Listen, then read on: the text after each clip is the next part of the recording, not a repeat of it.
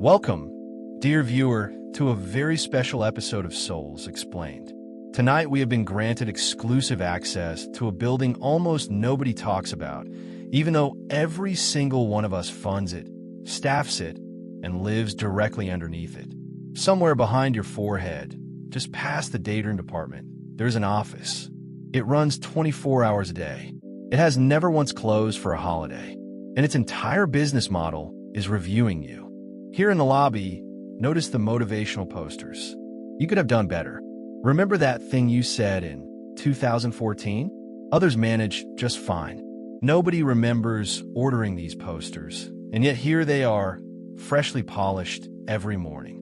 The receptionist does not greet you. The receptionist evaluates you. The moment you walk in, she looks at your shoes, then at her list, then back at your shoes. You are not on the list. You're never on the list.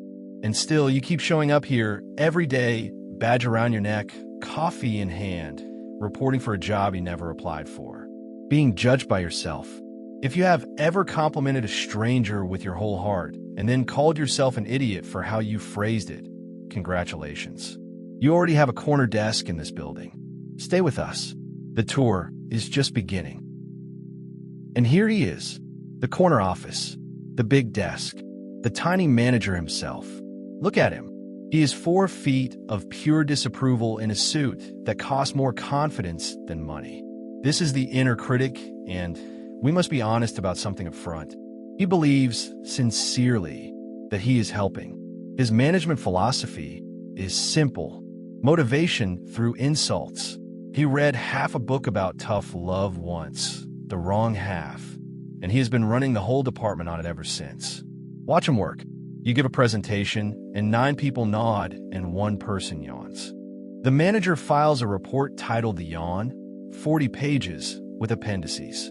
You cook dinner for friends, and the pasta is slightly soft. He calls an emergency meeting at 2 a.m. to review the pasta. You say the wrong name to your neighbor, and he prints the transcript, laminates it, and hangs it in the hallway next to the other laminated transcripts. There are so many laminated transcripts. And notices one strange rule. He only reviews you. Your friend makes the same mistake, and he waves it off. Human, he says warmly. Happens to everyone. But when it is you, suddenly it is a character flaw, a pattern, a prophecy. Same mistake, different courtroom. Down the hall, past the archive of embarrassing moments, we reach the busiest floor in the building, the Department of Comparisons. The screens here never sleep. On monitor 1, a person from your school days standing on a beach that appears to be made of money. On monitor 2, a colleague announcing something with the word thrilled in it. On monitor 3, an entire stranger whose only crime is being good at something at a younger age than you. The department pulls each image in, measures you against it, and prints the same result every time. Behind. Notice what never appears on these screens. The 11 kind things you did on Tuesday. The friend who calls you first when life caves in. The fact that you got up on a morning when getting up took everything. That footage exists, dear viewer. Whole warehouses of it. But this department has decided it is not relevant to the review. And here is the strangest expense on the books. The comparison machine only ever compares your inside to other people's outside. Your 3 a.m. doubts versus their vacation photos. Your rough draft versus their highlight reel. No court in the world would accept this evidence. In here, it is the entire case. And then, on an ordinary Wednesday, somewhere between the pasta review and the beach comparison, the elevator opens and a visitor steps out. Dreadlocks tied up. Calm eyes. No bite. Security tries to stop him, but he just smiles like he built the building, and in a way, you will see he understands it better than anyone in it. He walks straight into the corner office, sits on the edge of the big desk, and looks at the tiny manager for a long, quiet moment. And then he says the last thing anybody expected. Thank you. The whole floor goes silent. Thank you, he says again, for trying to keep them safe all these years. And here, dear viewer, is the twist in our documentary. The critic was never hired to destroy you. He was hired to protect you. Look at his employment record. Hired young, usually in a year when getting it wrong cost you something. A sharp word from a teacher. A parent whose love had conditions. A classroom that laughed. Somewhere back there, a small version of you decided, if I catch every flaw first, nobody else can catch me. If I say it meanest to myself, their version will hurt less. The critic is not a villain. The visitor says softly.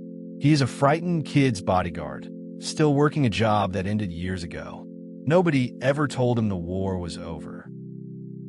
Now watch what the visitor does next, because this is the part they never tell you. He does not fire the critic.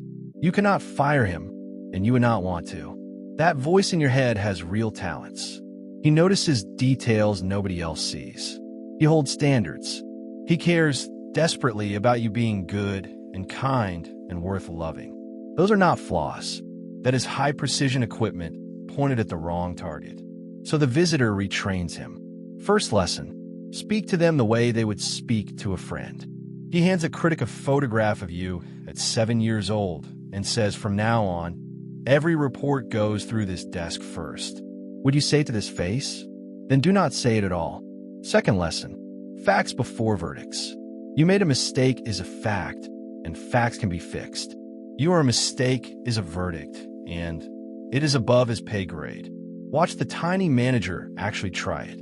It looks like a man using his left hand for the first time. That was, he begins and pauses, sweating, not your best work, and we will sort tomorrow. The whole office stares. Somewhere in the building, for the first time in years, a laminated transcript quietly falls off the wall. Before he leaves, the visitor pins a new staff handbook to the wall, for pages short enough to actually read. Page 1. Catch the voice in the act. You cannot retrain a manager you have not noticed. Once a day, when the commentary starts, simply say, the review has begun. Naming it puts you in the doorway instead of under the desk. Page 2. Ask for the evidence. When the report says everyone thinks you are too much, ask him, everyone? Names, please. Watch how fast the file thins out. Page 3. The friend test. One sentence of self-talk, spoken out loud, and then the question, would I say this to someone I love? If not, it does not ship. Rewrite it, not softer, just truer. And page 4, the strange one. Thank the critic before you correct him. Thank you for trying to protect me. I've got it from here. It sounds ridiculous, dear viewer. And it works because a bodyguard only relaxes when somebody finally tells him the person he guards is safe. Practice pages 1 through 4 for a few weeks, and something shifts in the building. Not silence. The office never goes fully silent, and it should not. Just a different sound. Less prosecution. More proofreading. Our documentary ends 1 month later, back in the corner office at the annual review. But tonight, something is different. Tonight, you are not the one being reviewed. You are the one holding the clipboard. The tiny manager sits across the desk, cap in hand, and you look at his record. Decades of overtime. Not one sick day. Every insult misguided, and every single one meant to keep a small, frightened version of you from ever being laughed at again. And you say the thing that retires bodyguards. We made it. You can rest now. He does not vanish, dear viewer.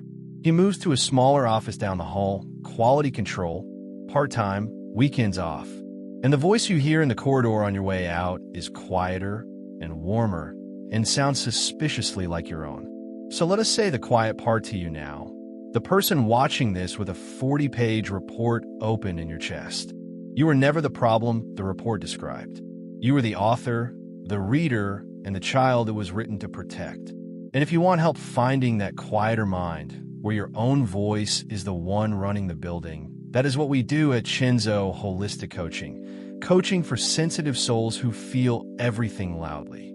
The address is right there in the description. Now go tell the manager the war is over. He has waited years to hear it. Hey, this is Chenzo. If this touches something in you, like this video and subscribe and share it with somebody who needs it. And if you want real help on your path, come to ChenzoHolisticCoaching.com. The link is below.